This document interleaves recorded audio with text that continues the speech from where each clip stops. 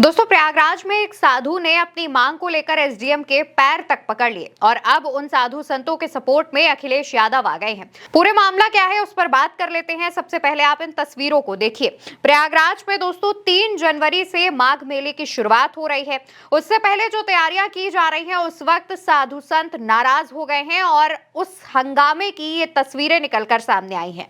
साधु संत यहाँ पर नारेबाजी कर रहे हैं। साधु संतों का कहना है कि उन्हें अब तक ना ही मेले में रहने के लिए जमीन दी गई है और ना ही सुविधा पर्ची का कोई अता पता है।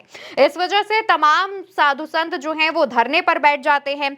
प्राधिकरण के कार्यालय के बाहर वो नारेबाजी करते हैं और लगातार अपनी मांग पर अड़े रहते हैं। साधु संतों से बात करने के लिए, उन्हें मनाने के लिए और दिक्कत परेशानी जानने के लिए एसडीएम पहुंचते हैं, लेकिन एसडीएम से भी साधु संतों की कहासुनी हो जाती है, जिसके बाद एसडीएम अपने कार्यालय में चले जाते हैं। इसके बाद साधु संतों की संख्या और ज्यादा बढ़ती जाती है। वहां पर मौके पर तमाम सुरक्षा कर्मियों को बुलाया जाता है, पुलिस कर्मियों को बुलाया जाता है और वो साधु संतों को वहां से हटाने लगते हैं। यानी कि मामला काफी ज्यादा और गंभीर होता जा रहा था और इसी के साथ ही साधु संतों का गुस्सा भी बढ़ता जा रहा था। पूरे मामले को लेकर के सपा प्रमुख अखिलेश यादव ने भी आवाज उठाई है। अखिलेश यादव ने पोस्ट करते हुए लिखा, किसी एक की सत्ता का अहंकार अभिमान सच्चे साधु संतों के मान सम्मान से बड़ा नहीं हो सकता।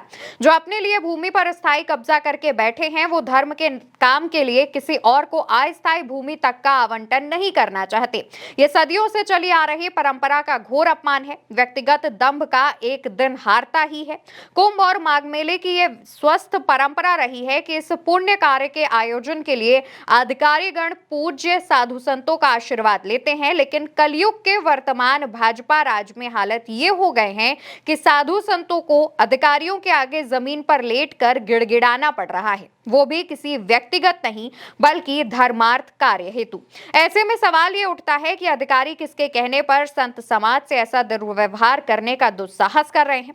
सब जानते हैं कि कोई भी समझदार अधिकारी ऐसा कार्य नहीं करता जिससे समाज आक्रोशित हो, और ये भी सब जानते हैं कि अधिकारी किससे संचालित होते हैं और किसके डर और दबाव से ऐसा कुकृत्य करने पर मजबूर हैं।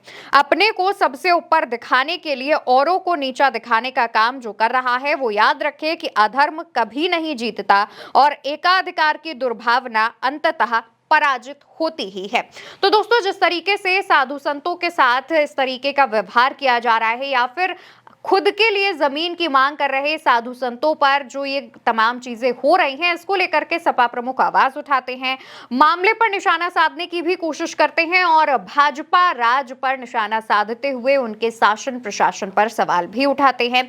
पूरे मामले को लेकर के समाजवादी पार्टी मीडिया सेल ने भी पोस्ट किया है। उन्होंने भी लिखा, प्रयागराज में ना तो पीडीए के लोगों को मेला प्राधिकरण जमीन दे रहा है, ना ही अन्य साधु संत महात्माओं को जमीन मिल रही है। पूरा प्रयाग माघ मेला मुख्यमंत्री आदित्यनाथ के करीबी माफिया लोग शासन सत्ता में दखल देकर चला रहे हैं। हालत यह है कि मेलाधिकारी और डीएम तक उन कथित माफियाओं के यहाँ रोटी बेल रहे हैं और चाकरी बजा रहे हैं। जो लोग मेला को बेच रहे हैं और मेले का अनुचित फायदा उठा रहे हैं, आखिर क्या कारण है कि धार्मिक स्थलों का भी माफियाईकरण, व्यवसायीकरण भाजपा शासित ये सरकार कर रही है? क्या भाजपाइयों और भाजपाई गुलामों को छोड़कर कोई हिंदू नहीं है? किसी अन्य साधु सन्यासियों महात्माओं को अपने धर्म पालन, परंपरा पालन का अधिकार नहीं है?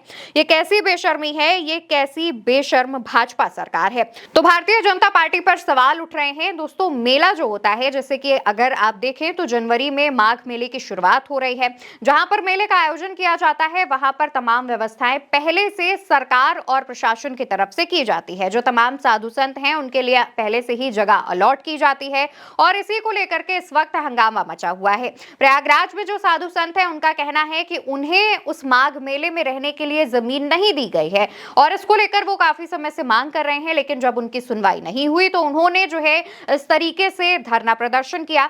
हालांकि जब उनकी एसडीएम से बहस हो गई और पूरे मामले में जो है सुरक्षाकर्मी, पुलिसकर्मी सबको इन्वॉल्व करना पड़ा, तो उसके बाद कार्यालय के बाहर एक नोटिस भी चिपका दिया गया है। साधु संतों के लिए ये नोटिस बताया जा रहा है, लेकिन ये तस्वीरें सामने आने के बाद सरकार पर सवाल उठने शुरू हो गए हैं। कहा जा रहा है कि माघ मेले की तैयारियां काफी समय से हो रही हैं, लेकिन उसके बावजूद ये जो लापरवाही है वो काफी बड़े स्तर पर देखी जा रही है। साधु संतों का कहना यह भी है कि अब काफी कम वक्त रह गया है, इससे पहले सरकार हमारी सुनवाई करे और हमारी जो मांगे हैं उन्हें पूरी करे। फिलहाल देखना यह होगा कि सपा प्रमुख के इस मामले पर आवाज उठाने के बाद अब सरकार जागती है या नहीं, और साथ ही इन साधु संतों की परेशानियों को दूर करती है या नहीं। इस पूरे मामले पर आपकी क्या राय है, कमेंट में बताइएगा। वीडियो भारत एक सोच पर देख रहे हैं, चैनल को याद से सब्सक्राइब कीजिएगा। नमस्कार।